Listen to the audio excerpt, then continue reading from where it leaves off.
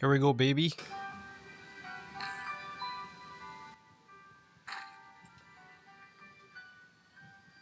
Alright, I'm actually hella nervous. Let me sit down for a second. Okay. Okay, there's two. There is two. Dude, I'm so nervous, bro. I don't got a lot of money to spend, so I really need this to work.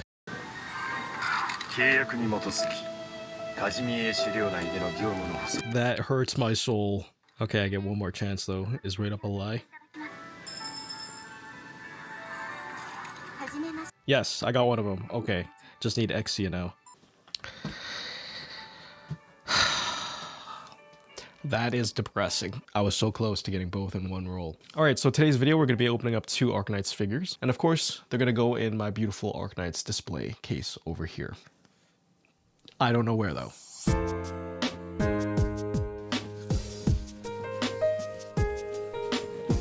You know what I find absolutely funny about this? Is the fact that Shu got her figure before Ling. If you go in release order with the Sui siblings, it went from Nian, Dusk, Ling, Chongyue, and Shu, right? And in the order that the characters got figures was Nian, Dusk, and then they skipped Ling, skipped Chongyue, and went straight to Shu. I mean, I love Shu, she's one of my favorites. Welcome to the rice field, right? Just one thing to note, I guess. Let's grab Lapland here and be on my way. So for those of you who are unfamiliar with Arknights, it is an anime mobile game that's main core mechanic is tower defense gameplay. It has an excellent story, brilliant world building, amazing characters and character designs, and fantastic music. And it's been my favorite gacha game ever since it came out on the global server in 2020. I'd highly recommend checking it out, especially if you're not shy from visual novel storytelling. All right, so first up, before we get into the scales, we do have these 2 minifigures from Apex. This is part of their Dessert Time series of figures for Arknights. There's various different characters already released and a lot more out for pre-order. These are just the first 2 that I have actually picked up myself. So the 2 that I got are Exia and Siege. So they come in these cube-shaped packages, and just judging from the 2 that I have here, I'm pretty sure the designs for every single one of these is relatively similar. There's a couple of differences just to differentiate for each character, like color of the logo, a couple of the icons of the accessories that you get. So inside the box you will have 2 blisters. The bottom half actually contains 2 acrylic stand pieces, ticket booth with a camera as the background, and the foreground element is a tiny ticket. The base as well, which is just a rectangular piece of plastic designed for each character. So Exia has a red and white color scheme going on. You do get a small little companion with Exia, which is a penguin who is wearing her exact same outfit, and it's holding a little piece of popcorn. Super adorable. And then of course you get Exia herself, who is getting ready for the movie. She's got a big bag of popcorn and a drink to go along with it. Now, she does come with a halo, and unfortunately I ended up breaking mine. I guess I used too much force in the wrong direction when I was trying to put it on top of her head, and I ended up snapping the plastic rod. So half of it is actually stuck inside the halo, and the other half is just laid out. So I'll try to fix that with some super glue, but I don't have any on hand at the moment. So unfortunately, Exia, you're Halo-less. Now for Siege, she pretty much gets the exact same amount of items. So her background element is sort of like a garage door with some graffiti, which is pretty fitting because she kind of runs like a street gang. And then the foreground element is actually a soda can that is just littered on the floor. The companion that Siege gets is a little rabbit, which is wearing Siege's exact outfit, which I find hilarious, but with the addition of sunglasses, it looks super cute. It's also holding a lollipop in the shape of a bunny. Of course, you get Siege herself, and she's super adorable. She's sucking on a lollipop, has a couple of lollipops in her hand, also shaped like bunnies. And the one little small detail I love about this figure is that she's wearing a little crown on her left ear. Adorable. These are super cute. My only issue with actually having them now and seeing them in person is that I actually want to buy the rest. And unfortunately, these are actually quite expensive for what they are. At least I think so. These are about $20 USD per figure. I do like the fact that their bases are rectangular, so they're kind of uniform and you can place them together. So that's really nice. I think if you had a whole bunch of these just lined up together on like a shelf or something, it would look exquisite. So the first scale figure up is Shu from Mythos. This is a 1/7 scale figure, and she is the 3rd of the Sui siblings to have a figure. All right, so first off with the box, it's outrageously big, in my opinion. Like, I feel like they should have been able to shrink this package down, but doing that possibly could jeopardize the protection of the figure inside, so I don't know. There's nothing too crazy going on. I mean, the one design aesthetic, I guess, is the Sui logo on the side, but that's about it. So inside, you just get one standard blister, and it has the figure on the inside. No extra accessories or anything else, and Shu already comes attached to the base, so you basically just take it out. There's a couple of protective foam and plastic pieces, you know, just take those out, and she's pretty much done.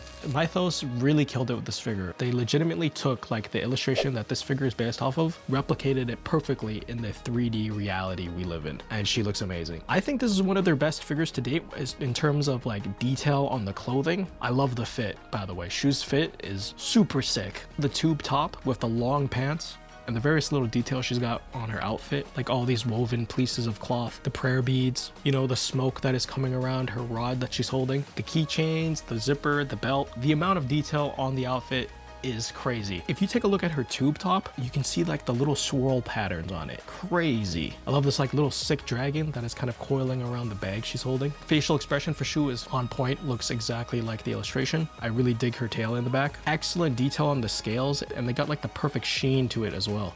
It looks really good in the lighting. Paint job is pretty good too. I love the blatant strikes of blue on the back of her hair, combined with the nice gradient from like the green yellow to the gray that's on the top of her head. One little detail I didn't actually notice about Shu is that she's using an actual stick to hold up the back of her head. Like, it isn't like a regular hairpin or anything. It's a twig. That's so funny, but so fitting. I also really do like the base. I'm not too sure if it's exactly supposed to represent rice fields. I mean, you got like these little green strips here and some water. I do like the water ripples. Relatively simple figure, nothing too crazy in terms of like the pose or anything, but the level of detail in the sculpt work, the paint work, I think it's one of Mythos's best figures to date. And I'm super happy Shu got this level of treatment because she's one of my favorites. Excellent utility in the game, and I absolutely love her character. Next up is our crazy Italian wolf girl, Lapland.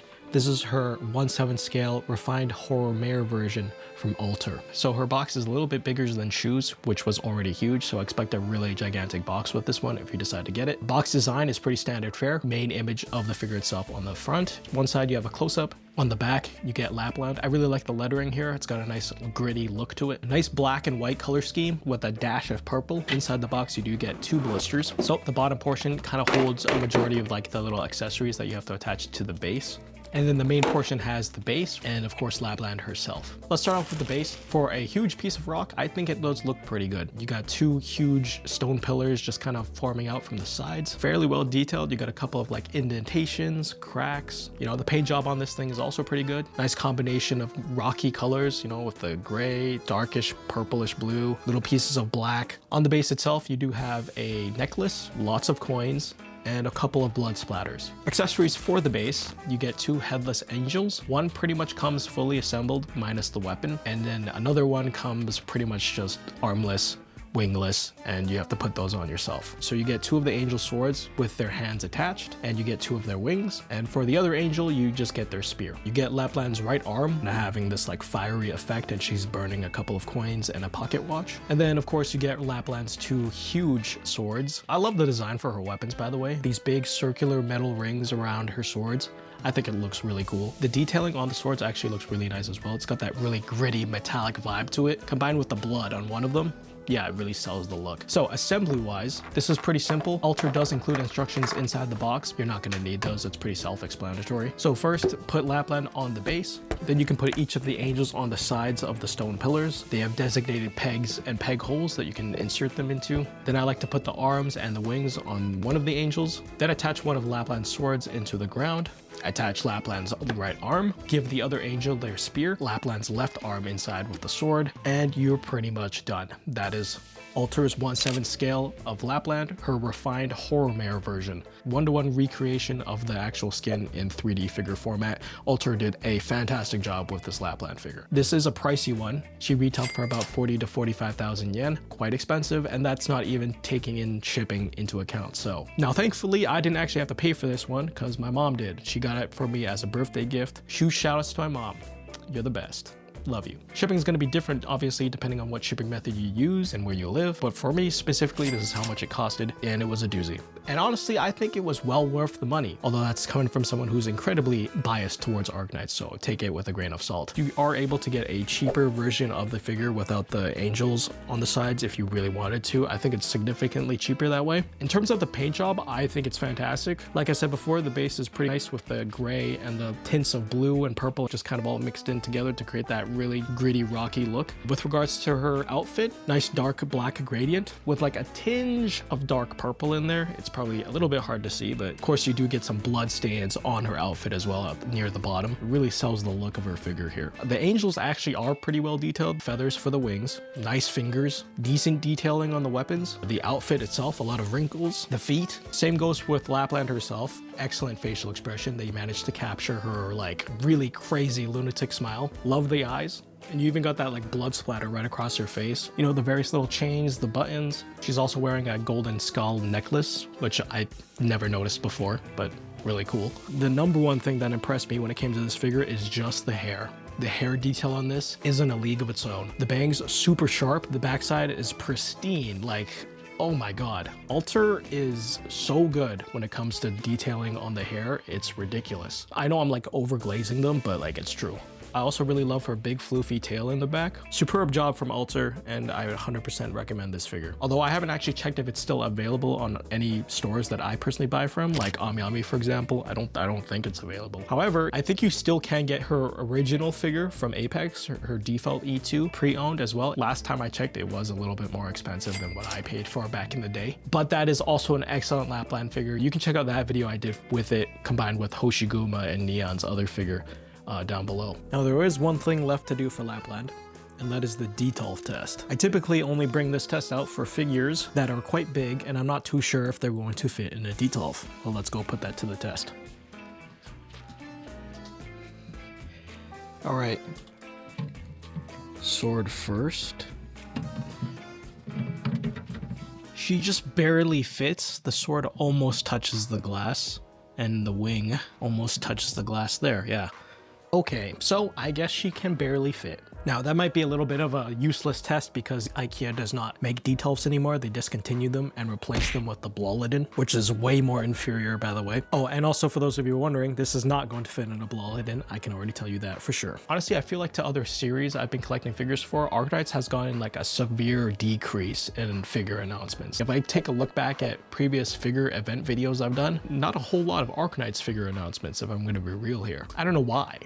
Like Alter is doing another one, thankfully, which is of Holo Hayuk, if I said her name correctly. I just called her Snake Lady, but like without a doubt in my mind, that's probably going to be a fantastic figure. I don't know if I'm going to be buying that one yet, but there's so many other characters that I feel like should have gotten figures, but we just don't have figures of yet. Like Spectre, Gladia, Ulpianus, Saria, Wizardel.